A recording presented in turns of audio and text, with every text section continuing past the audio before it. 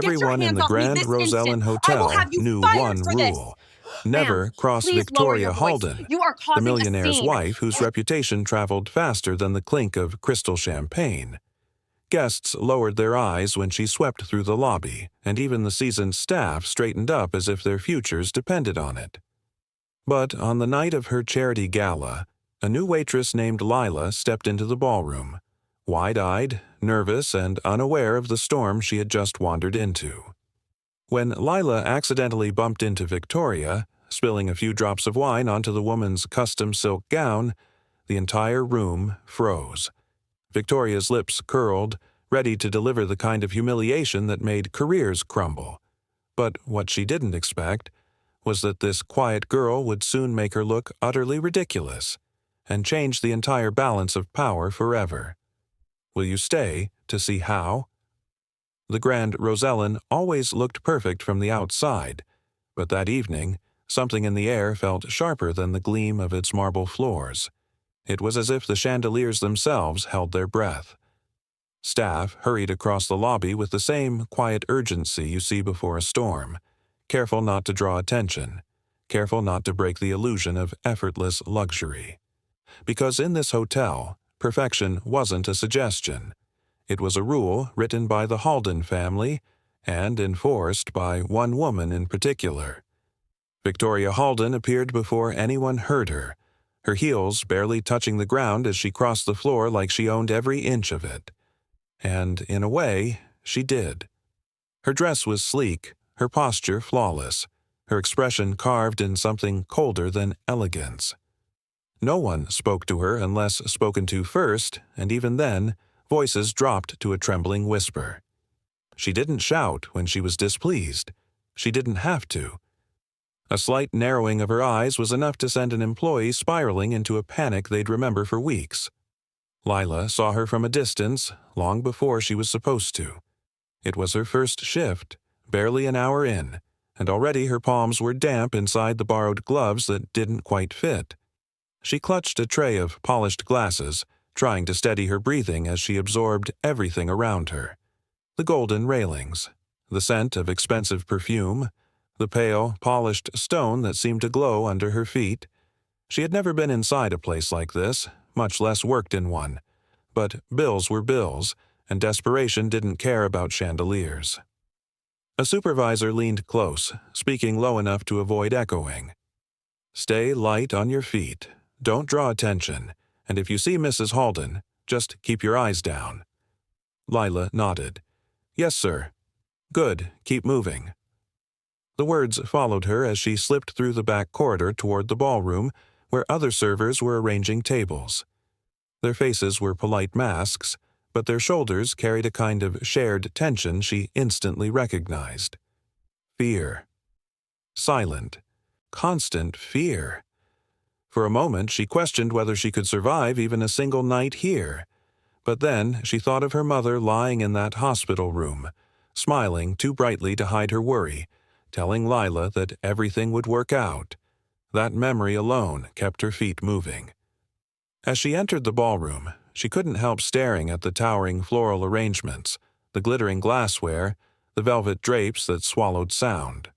The room was breathtaking, yet it felt strangely fragile, like a world that would shatter at the slightest touch. A few servers exchanged glances, then quickly snapped back into place as if someone might be watching. Maybe someone was. Lila placed her tray onto a sideboard and tried to join in folding napkins, matching the rhythm of the others. But her hands trembled with the effort. She felt eyes brushing over her, curiosity, judgment, maybe even pity. One girl whispered, "First day." Lila nodded. "Just keep your head low. You'll be fine if you don't cross her." "Her?" "You'll see," the girl murmured, turning away before she said too much. Another shift in the air warned Lila before she saw the reaction ripple across the room. Everyone suddenly straightened, as if pulled by invisible strings. Victoria Halden stepped into the ballroom, her presence so commanding that the temperature seemed to dip. She glided across the floor, her gaze sweeping the tables with surgical precision. Every centerpiece, every candle placement, every polished fork mattered. Lila kept her eyes down, but she felt something cold pass through her when Victoria came closer. The woman stopped beside a server who hadn't noticed she was approaching. "This is crooked," Victoria said softly, pointing at a tiny misalignment in a folded napkin. "Do it again." The server apologized, hands shaking as he fixed it. Victoria didn't watch him finish. She simply turned, and her gaze landed on Lila. For a heartbeat, neither moved. Victoria's eyes flicked to the tray at Lila's side, then to her name tag, then back to her face. The slightest lift of a brow said everything. "Who are you? Why are you here?" Lila felt heat crawl up her neck. She forced herself not to fidget. "What's your job tonight?" Victoria asked. The words were calm, but the calmness was more frightening than anger. "Tray service, ma'am, and assisting wherever I'm needed." A pause. Victoria's silence stretched tight, testing her. "You're new." "Yes, ma'am." "Then stay out of the way. This event cannot slip. Understood?" "Yes, ma'am." Victoria gave a faint dismissive nod, an approval that somehow felt like a warning, and walked on. Lila exhaled shakily as soon as the woman's back turned. One of the older servers gave her a sympathetic look, as if to say, "That could have been worse." But the encounter left Lila rattled. She hadn't said anything wrong. She hadn't done anything wrong. Yet, she felt as though she had already disappointed someone she barely knew. She went back to work, focusing on each repetitive grounding motion. Pick up a glass, place it down gently, adjust the angle, wipe a spot. But the tension in the room made her spine rigid. Even laughter from distant guests sounded nervous, like they were aware that Victoria might be listening. Every time Lila glanced toward the doorway, she felt that same cold flutter in her stomach. It wasn't fear of the job. It was fear of becoming invisible. Or worse, visible to the wrong person. She had survived tougher places than this, but the rules here were different. Unspoken and easily broken. Towards the end of her setup shift, she carried a stack of linens to storage, walking past the lobby where Victoria now stood speaking with a florist. Victoria's tone was clipped, each word sharp enough to cut the air. "The roses should be ivory, not cream. Do you see the difference? Because I do." The florist stammered, trying to apologize. Victoria didn't let her finish. "Fix it. Now." Lila tried to slip by quietly, but Victoria's gaze snapped to her again, as if she could sense the smallest movement within her domain. This time, Lila froze instinctively. Victoria's expression didn't change, but something unreadable flickered behind her eyes. Not anger, not curiosity, something else. Evaluation, calculation. As though Lila were a loose thread that needed deciding, cut or tucked away. The moment broke when a guest called Victoria's name, and she turned with a gracious smile, an entirely different face than the one she showed the staff. Watching the switch made Lila's skin prickle. She continued walking, heart thudding harder than the situation deserved. Why did a stranger's glance feel like a spotlight? Why did this place feel like a stage where she didn't yet know her lines?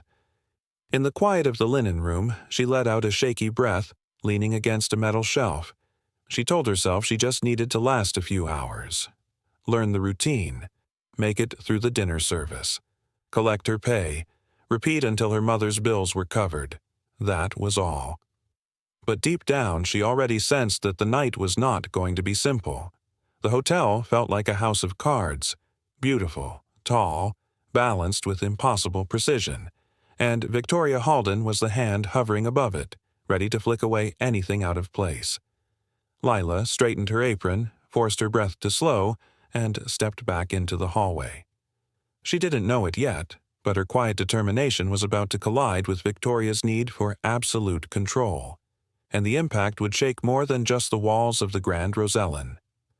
By sunrise, the Grand Rosellin no longer felt like a hotel. It felt like a machine being wound tighter and tighter, every gear polished to a blinding shine, and under that bright surface, something trembled. Lila sensed it the moment she stepped through the staff. Entrance. Conversations were clipped, movements brisk, and every server carried a look that hovered between dread and obligation. The charity gala was hours away, and Victoria Halden wanted nothing less than perfection, a word that suddenly felt dangerous. Lila had barely tied her apron before her manager waved her over. His face carried that tired smile people use when they know they're asking too much. "I need you in the ballroom tonight," he said quietly. She blinked. "Me? For the gala?" "I'm short-staffed. You'll shadow the others. Just keep calm and follow their lead." A beat of hesitation crossed his expression as if he wanted to add and pray she doesn't notice you, but he simply patted her shoulder and walked off. The ballroom, which had seemed intimidating before, now throbbed with frantic preparation. Boxes of crystal glassware lined the walls, waiters flowed like synchronized dancers, and floral designers twisted vines around towering centerpieces that looked as delicate as spun sugar. A string quartet rehearsed on the stage, the notes echoing faintly across the space. Lila tried to settle into the rhythm, but every time she inhaled, she smelled the tension more strongly than the roses. Victoria appeared mid-morning, slipping in with the kind of presence that altered the air itself. She didn't walk so much as slice through the room, her eyes darting with icy precision. Every staff member stiffened automatically. Lila tried to keep her focus on folding napkins, imitating the crisp gestures of an older server beside her, but she felt Victoria's gaze brush over her again and again. Sharp, assessing, almost predatory. A server near her whispered under his breath, "Just don't make eye contact." Lila nodded subtly, but it didn't matter. Victoria already knew she was there. By afternoon, the chaos sharpened into urgency. Chefs yelled final instructions, trays clattered, and someone nearly burst into tears when a stack of plates slipped. Lila carried armfuls of cutlery, learning the delicate dance of weaving between frantic bodies. She wanted to blend in, become invisible, but every task she completed seemed to pull her closer to danger. At one point she crossed paths with Victoria, who was inspecting a floral arch. One petal was crooked. One. "Replace the entire arrangement," Victoria ordered the florist. The florist stammered, "But it'll take at least 2. "Then start now," Victoria cut in. "We do not settle." Her gaze flicked toward Lila. Not a word, not even a nod. But the message was clear. You will not ruin this. Lila swallowed hard and shifted her tray. As evening approached, the hotel transformed. Lights dimmed into soft gold, the air cooled, and the entire room vibrated with anticipation. Lila lined up with the other servers, each of them adjusting their uniforms one last time. She could hear her own pulse, quick and uneven, beneath the hum of tuning instruments. Then the doors opened. Guests swept in like a tide of wealth.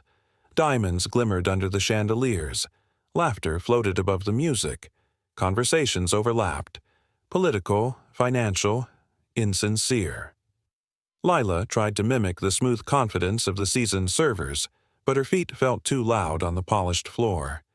She balanced a tray of champagne flutes, breathing slowly so her hands wouldn't tremble. A woman in emerald silk took a glass, murmuring, "Thank you, dear," without ever looking at her. For a moment, Lila believed she might actually make it through the night, but then she passed near a cluster of guests whose whispers carried farther than they intended. "Have you heard?" one murmured. "Apparently the Haldens aren't doing well," another replied, voice dripping with excitement. "Adrian was seen leaving a meeting alone. She didn't show. Trouble in paradise, clearly." Lila had no intention of listening, but the words snagged her like thorns, and she wasn't the only one. Victoria was on the opposite side of the table, stiff as a statue, pretending to admire a glass sculpture. Her jaw tightened slightly, barely visible but enough to reveal she had heard every syllable. When her eyes slid toward the gossiping group, something darker flickered across her face. Then her gaze shifted, and caught Lila nearby. Lila froze, tray pressed against her hip. Victoria's expression sharpened, as if connecting dots that weren't there. It wasn't logical, but emotion rarely is. In that instant, Lila felt herself become a target for a crime she didn't commit, overhearing what Victoria wished no one had heard. A server bumped Lila's shoulder by accident, jolting her from her thoughts. "Move," he whispered urgently. She nodded, stepping back into the flow of the room. But the unease clung to her like smoke. Later into the evening, the crowd thickened. Lila made her way through a maze of expensive suits and glittering dresses, offering wine to guests who barely noticed her existence. She wanted to be careful. Invisible. Perfect. Her tray was nearly empty when she rounded a corner, and there was Victoria again, supervising a tablecloth adjustment that clearly didn't need supervision. The woman's tension radiated like static. Lila tried to turn away before being noticed, but a man stepped into her path, reaching for a glass.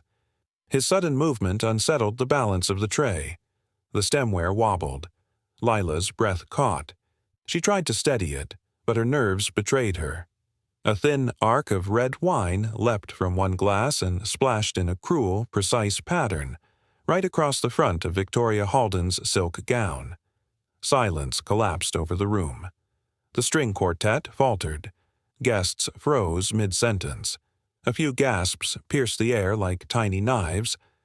Lila stared at the stain blooming over Victoria's dress, her hands trembling so violently she had to tighten her grip to avoid dropping the entire tray. I'm so sorry," she whispered, the words barely escaping her throat. Victoria didn't speak at first. She simply looked down at the mark, then up at Lila, then slowly around the room, aware of every pair of eyes watching. Her face didn't twist, didn't flush, didn't even flicker. That absence of reaction was worse than rage. It was calculation. One guest murmured, "Oh dear." Another whispered, "This won't end well." Lila forced herself to meet Victoria's gaze. She didn't see anger there. She saw something far more dangerous. Opportunity. Victoria wasn't just embarrassed, she was choosing what to do with that embarrassment. And the decision formed behind her eyes like a shadow taking shape. She lifted her hand slightly, as if to adjust her hair, but it was simply a delay. A pause designed to let the tension thicken, to let everyone's fear simmer. Finally she spoke, her voice smooth as glass. "Move aside." Lila stepped back immediately, her throat tightening. Victoria's calmness felt rehearsed, controlled, almost theatrical. She turned toward the guests with a measured smile, the kind someone wears just before delivering a blow. And Lila realized, with a sinking weight in her stomach, that this wouldn't be a simple reprimand. Victoria was about to make an example out of her, right here, in front of everyone. And the room, hungry for drama, leaned in to see how far she'd go. For a heartbeat after the wine hit Victoria's gown, it felt like the entire ballroom forgot how to breathe. Lila stood in the center of it, trembling but refusing to crumble, her mind screaming to run while her body stayed rooted in place. And maybe that stillness, her refusal to fall apart, was the first thing that shifted the room. Because people expected fear. They expected excuses. They expected her to shrink like everyone else did under Victoria Halden's gaze. Instead, Lila lifted her chin just enough to steady her voice. "I'm truly sorry, ma'am," she said quietly. "No dramatics, no scrambling, just truth. It was an accident. I'll make it right." Something subtle flickered in the crowd. Surprise, maybe even curiosity. A woman near the buffet raised her brows. A man holding a champagne flute paused mid-sip. They weren't reacting to the stain. They were reacting to the apology, the kind they hadn't heard in a room full of polished lies. Victoria's expression didn't soften. If anything, her posture sharpened. "Do you have any idea what this gown cost?" Lila swallowed. "I don't, ma'am. But I know your night matters, and I'm sorry I disrupted it." Her honesty wasn't strategy. It was instinct. She'd grown up believing sincerity mattered, and for the first time in her life she saw it land like a small, quiet punch in a place where pretense ruled everything. A few guests exchanged glances, the kind that said, "She doesn't deserve this." Victoria noticed. She always noticed. Before she could deliver the blow she was crafting, a low voice came from behind her. "Victoria." The crowd shifted, parting just slightly as Adrian Halden stepped forward. He carried none of the coldness his wife wielded. Instead, his presence felt like warm gravity, drawing attention without demanding it. His tie was undone at the top, his sleeves slightly pushed back, as if he had stepped away from business to play host rather than emperor. He looked first at Victoria, then at Lila, taking in the tension coiled between them. "What happened?" he asked. Victoria's tone turned smooth. "Your staff can't handle a simple tray." Lila kept her eyes down, but she could feel Adrian's gaze on her, patient, waiting. She knew she should stay silent, but something in his calmness nudged her forward. "It was my mistake," Lila said softly. "I tripped. The tray tilted. I'm sorry for the trouble." Her voice was steady, not defensive, just human. Adrian studied her for a moment longer than expected. There was no judgment in his eyes, just a quiet assessment. Then he turned to his wife. "It's fine, Victoria. Accidents happen." It was a simple sentence, but the room absorbed it like a shockwave. People straightened. A few servers looked up with wide eyes. Adrian rarely contradicted Victoria publicly. Victoria's jaw tightened so subtly that only those watching her closely, like Lila, saw it. She nodded once, clipped and stiff, and swept away toward the restrooms to address the stain, her heels striking the floor like warnings. The music resumed. Conversations restarted, but something had shifted. Lila stood alone for a moment, trying to steady herself. Then she felt a presence beside her. "You handled that well," Adrian said quietly. She turned, startled to find him so close. Even in the dim lighting, there was an unexpected warmth in his expression. "I'm not sure I handled anything well, sir," she murmured. He smiled faintly. "Most people here would have melted into the carpet." Lila let out a shaky breath, half laugh, half relief. "I considered it." That earned a soft chuckle from him, gentle, unforced, and she realized she hadn't heard him laugh all night. He tilted his head slightly. "First night?" "Yes, sir." "A tough beginning," he said thoughtfully. "But you held your ground. That's something." She didn't know how to respond. Compliments weren't something she received often, especially not in places like this. She nodded, unsure if she should say more. He noticed the tremor in her hands. "Take a break. 10 minutes. I'll let your manager know." Her eyes widened. "I can't. I should keep working." "That wasn't a request," he said gently. Not commanding, just firm enough to show concern. Before she could protest again, he stepped aside to allow a group of guests to pass, leaving her with a final reassuring look. "You're doing fine." The warmth of it lingered long after he walked away. When Lila slipped into the staff hallway, a few servers were clustered near the drink station. They grew quiet when she approached. Then one of them, a man in his 30s, whispered, "You okay? We saw what happened." "I'm fine," she said, though her heartbeat hadn't fully settled. Another server, a woman with tired eyes, added, "Most people wouldn't have survived that. You surprised us." Leela blinked. "Surprised you?" "Victoria doesn't expect honesty," the woman murmured. "She expects fear. You didn't give her that." The man leaned closer. "And Mr. Halden, he never steps in. Not like that." Lila's throat tightened. She didn't know what to do with this new attention, this odd sense of camaraderie forming around her. She'd expected to be alone tonight. Instead, she felt seen. But not everyone felt that way. Half an hour later, she returned to the ballroom and felt a chill crawl up her spine. Victoria was back. Her gown was perfect again, her hair flawless, her mask restored. Yet her eyes were different. They weren't just cold now. They were calculating. Lila kept her distance, focusing on her tray. But Victoria tracked her subtly across the room, as if ready to catch her in another mistake, real or imagined. And each time Adrian passed by, Victoria's gaze flicked between them, threading suspicion through the space like invisible wire. When Adrian approached Lila again to ask for a refill on a guest's drink, Victoria watched with such stillness it felt like a threat pressed against Lila's skin. "You holding up?" Adrian asked softly as she poured. "Yes, sir." His eyes softened. "Good." Their exchange was brief, professional, but Victoria saw something else in it, something she believed belonged to her. By the end of the night, whispers had already begun swirling among the staff. "Did you see how he looked at her?" "Victoria won't let that slide.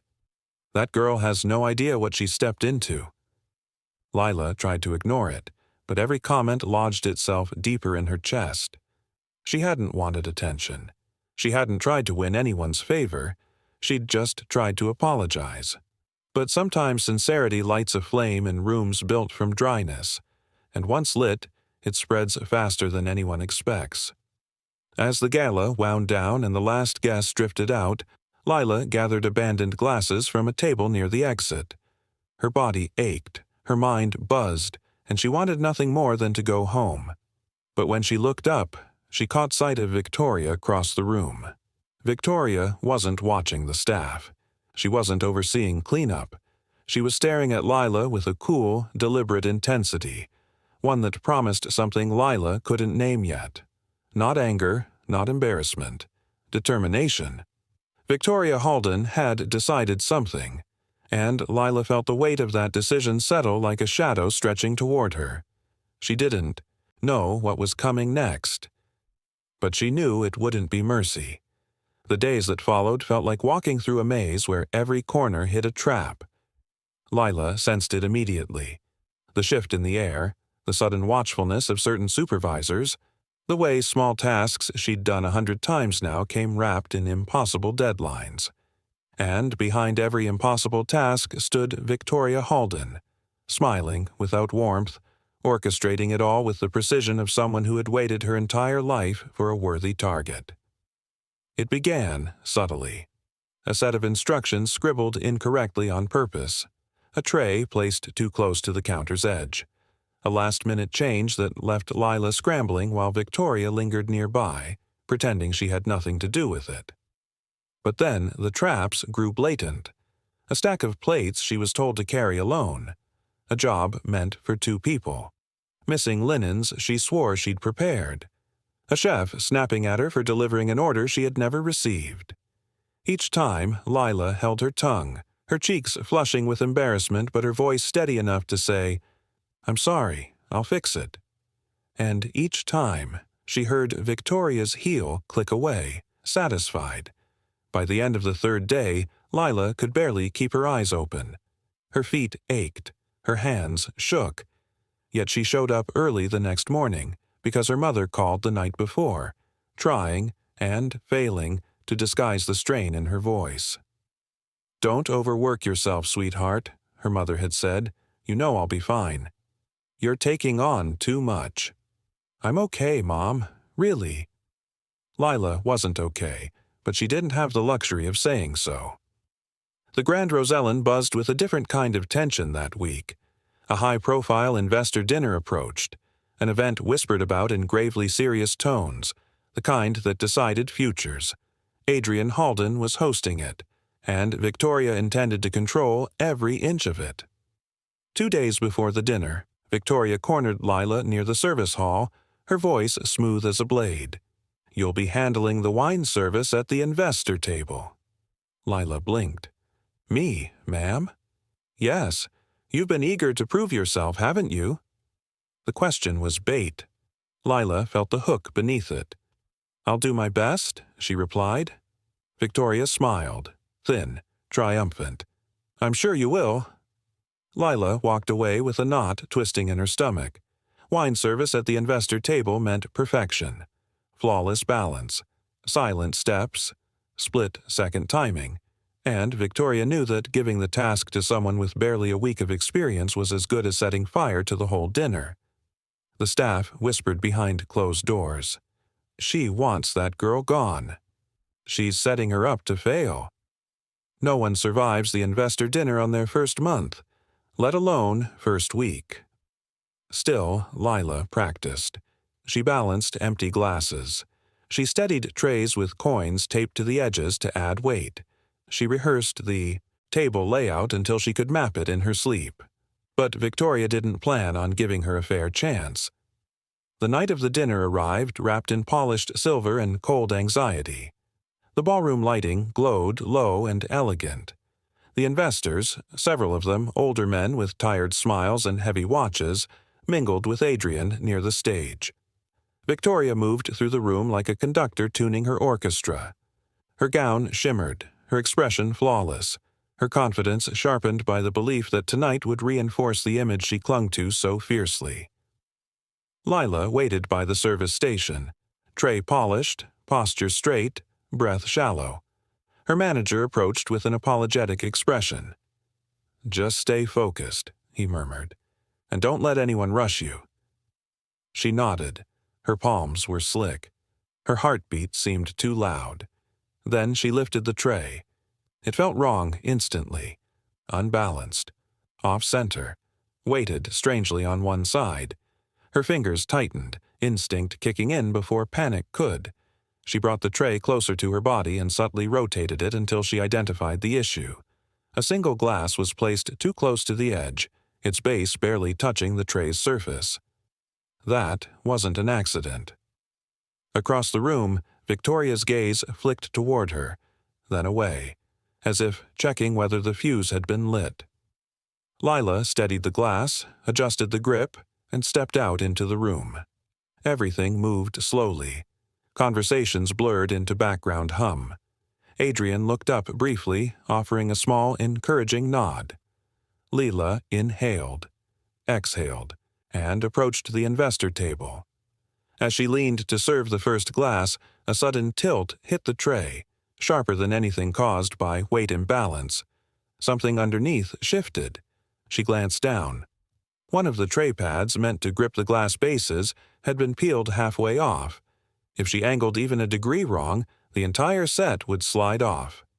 Her breath hitched. A micro-choice stood before her: panic or adapt. She adjusted her stance, tucked the tray against her forearm, and used her free hand to retrieve each glass individually. Smooth, controlled, not a drop spilled. The investors barely noticed the difference. To them, she looked precise. To the watching staff, she looked miraculous. Even Adrian's brows rose slightly, impressed. But just as she reached the last glass, a guest pushed his chair back abruptly, bumping her elbow. The tray jerked. Every glass rattled dangerously. Gasps swept the table. Lila reacted faster than thought. She slid her hand beneath the tray, caught the wobbling glasses against her forearm, steadied the entire load in a single fluid motion, and stepped back before anything could fall. Silence pulsed across the room. The investors stared. Servers froze. Someone let out a soft, "Whoa." Lila's chest heaved, but her expression stayed calm. She lowered her gaze, placed the tray on a nearby side table, and tried to swallow the tremor in her throat. But the moment of awe didn't last long. Victoria stepped forward, voice carrying like poison wrapped in velvet. "What was that?" she demanded. Lila blinked. "Ma'am, that little scene you created." Her tone dropped lower. "Do you think this is a circus? Are you performing?" Lila's blood turned cold. I didn't." "Don't lie," Victoria snapped, her mask cracking at the edges. "You orchestrated that chaos for attention." Murmurs rippled. Guests frowned. Adrian straightened. "I didn't orchestrate anything," Lila said quietly. The tray was unstable, Victoria scoffed. How convenient. Or perhaps you tampered with it yourself. Lila's lips parted in shock. Why would I? For sympathy, Victoria hissed, stepping closer. For my husband's attention. Gasps erupted. Adrian's eyes flashed in disbelief. Victoria, he warned under his breath. Enough. But she wasn't listening. She was spiraling, cornered by her own anger. She has been manipulating situations since she arrived, Victoria snapped, playing the innocent, charming staff, pretending to be humble. She didn't pretend anything, one server blurted out. Heads whipped toward him. His voice trembled, but he kept going. You've been setting her up since day one. A second server stepped forward. You told me to change her instructions. A third. You made her carry the plates alone. A fourth, older woman, voice steady with years of swallowed fear. We're tired, Mrs. Halden. Tired of watching you break people. Silence crushed the room. Victoria stared at them, stunned. Not by guilt, but by betrayal. You're all ungrateful, she whispered. Unprofessional. How dare you? Victoria! This time, Adrian's voice cut through the air like a blade. Calm, cold, final. Stop. Her face twisted, not in sadness but in fear of exposure. You're taking their side? She whispered. Adrian didn't answer. His silence spoke louder. Victoria stepped back, chest heaving, her image cracking in front of the very people she spent years trying to impress. The chandeliers above caught the wet shine in her eyes before she turned away, unable to maintain the performance any longer. The investors exchanged uneasy glances. Staff stood frozen, and Lila, still clutching the side table for support, felt the room tilt in a different way, one she hadn't chosen, one she couldn't stop. Victoria Halden, the untouchable queen of the hotel, had shattered her own crown tonight. And as she fled the room, leaving whispers in her wake, the question settled like dust over everyone. If this was the downfall, what came next? In the days after the investor dinner, the Grand Rosellen didn't feel like the same place. It was quieter, as if the hotel itself were trying to recover from what it had witnessed. Even the marble floors seemed to echo differently, carrying softer footsteps, hushed conversations, and a strange kind of relief that no one dared name aloud. And wherever Lila went, people looked at her not with suspicion anymore, but with a gentle kind of gratitude she didn't know how to hold. It started the morning after. She arrived expecting tension, maybe even backlash, but instead, the concierge, who had barely noticed her before, offered a warm smile. "Glad you're back," he murmured. Later, a pair of housekeepers paused just long enough to squeeze her hand. "You were brave," one whispered. "Thank you for saying nothing cruel," said the other. Lila nodded, overwhelmed. She hadn't done anything heroic. She had just survived. But even surviving felt different now. By noon, guests she'd never spoken to were approaching her gently, asking if she was all right, complimenting her composure, assuring her she'd done nothing wrong. One older woman even pressed a small envelope into Lila's palm, saying, "For your courage, dear." Inside was a handwritten note and a little folded bill. Lila returned the money, but the note she kept. And yet, beneath all that kindness, a question hovered. Where was Victoria? No one had seen her since that night. Her office door stayed shut. Her usual morning rounds, where she scanned the lobby like a queen inspecting subjects, never happened. Staff said she'd canceled meetings. Guests said she wasn't in her suite. Rumors swirled, each one softer than the last, as if no one had energy left to fear her. Lila didn't seek out the answers. She was too busy trying to steady herself, to keep from replaying the moment when Victoria accused her in front of everyone. But she couldn't deny the strange heaviness in the air, a mixture of guilt, exhaustion, and some odd kind of waiting. 2 days later, her manager approached her. "Adrian Halden wants to see you," he said quietly. Lila's stomach dropped. Am I in trouble? His eyes softened. Not at all. She followed him to a private conference room she had only ever glimpsed from afar. Inside, Adrian sat alone at a small table. No assistants, no intimidating paperwork. Just him, leaning back slightly as if trying to ease a weight from his shoulders. "Lila," he greeted her gently. "Come in. Sit." She obeyed, unsure if her hands should fold, or rest, or hide entirely.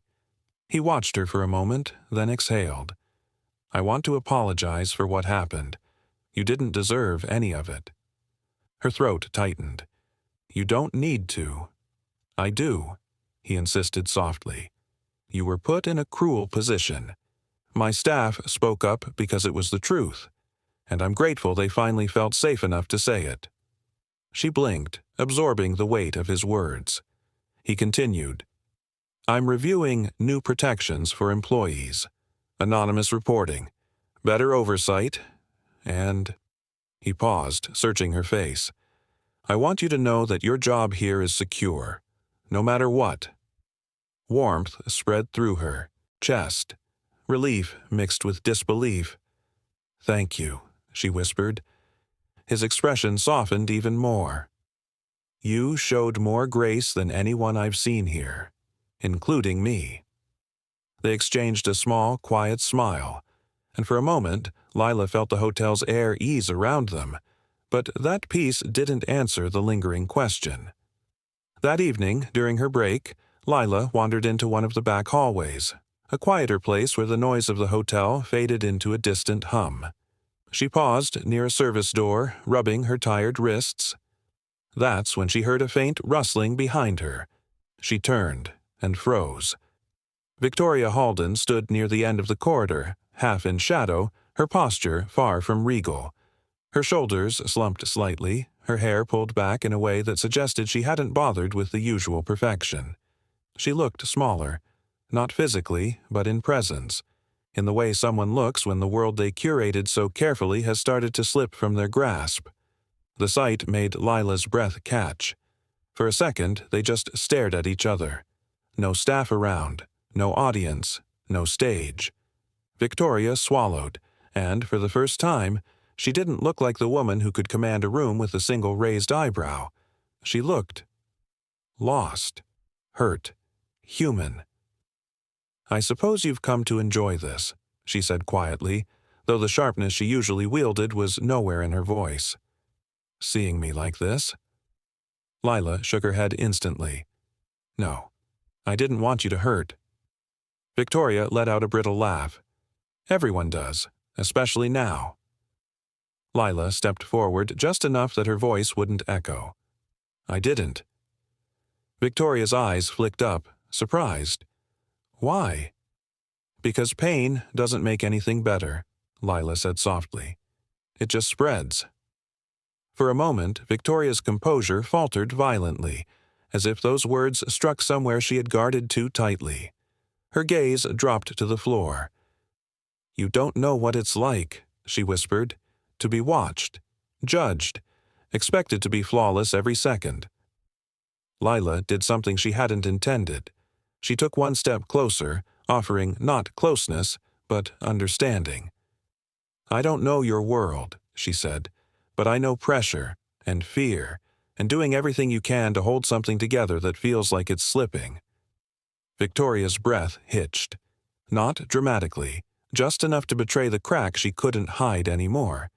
Then, in a voice so quiet it barely registered, she murmured, "I'm sorry."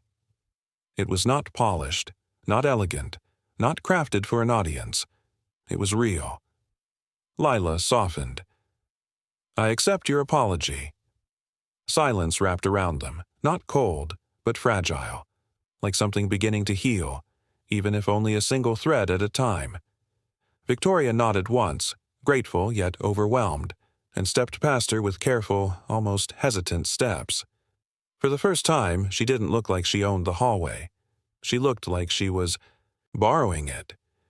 When she disappeared around the corner, Lila let out a long breath she hadn't realized she was holding. She didn't forgive everything. She didn't forget the humiliation or the sabotage, But she understood something now, that cruelty is often built on fear, and that choosing not to carry bitterness meant freeing herself from the weight Victoria had once placed on her shoulders. As she returned to the main floor, the hotel felt lighter.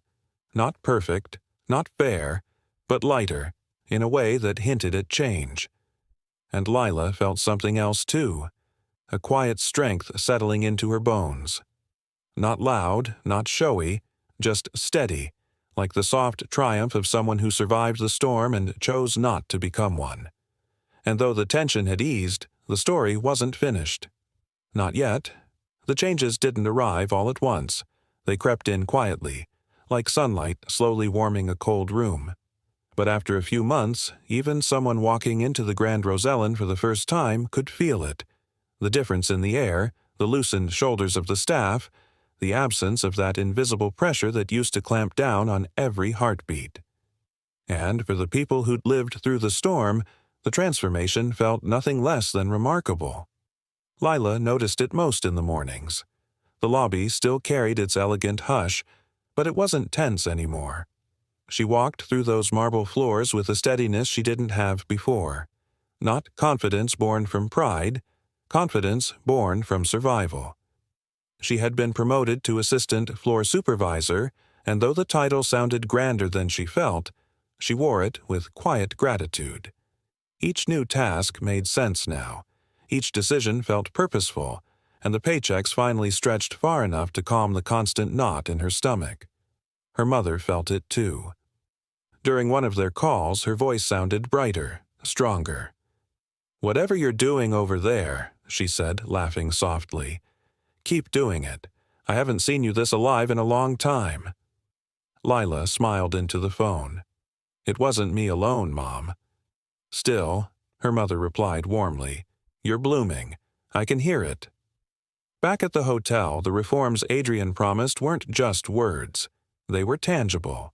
Anonymous reporting, regular staff check-ins, fairer workload distribution, policies written to protect, not intimidate.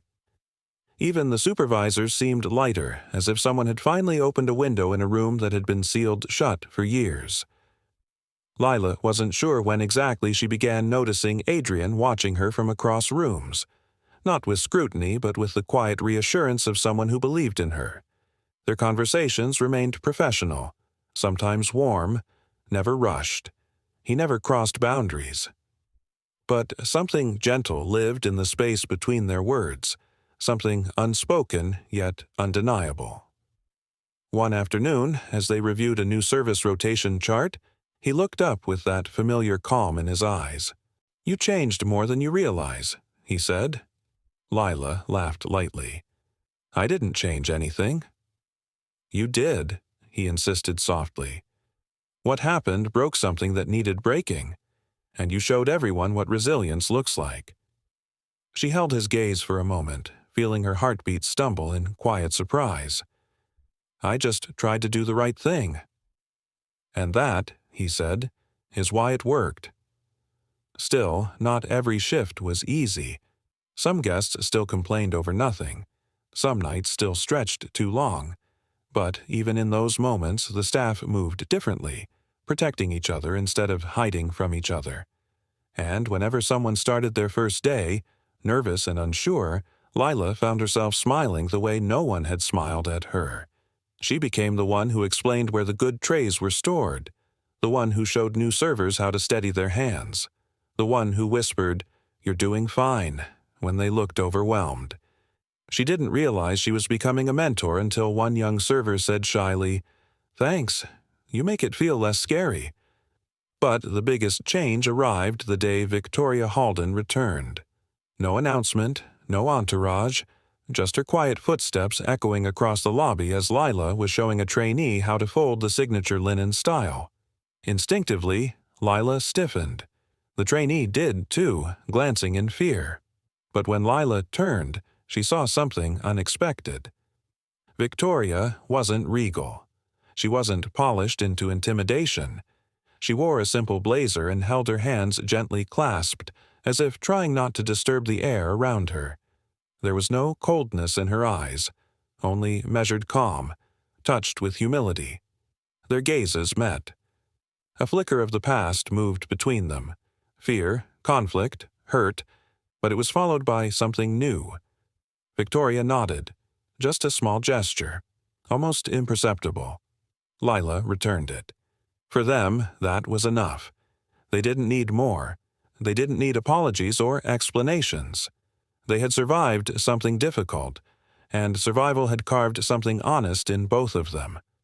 Victoria no longer wielded power like a weapon. She carried it more carefully now, as though afraid of dropping it. Over the weeks that followed, they crossed paths occasionally, always in passing, always with a quiet, respectful acknowledgement. And each time, the knot of old fear inside Lila loosened a little more. Months later, on the evening of another charity event, one that ran smoother than anyone dared dream, Lila found herself standing by the tall lobby windows.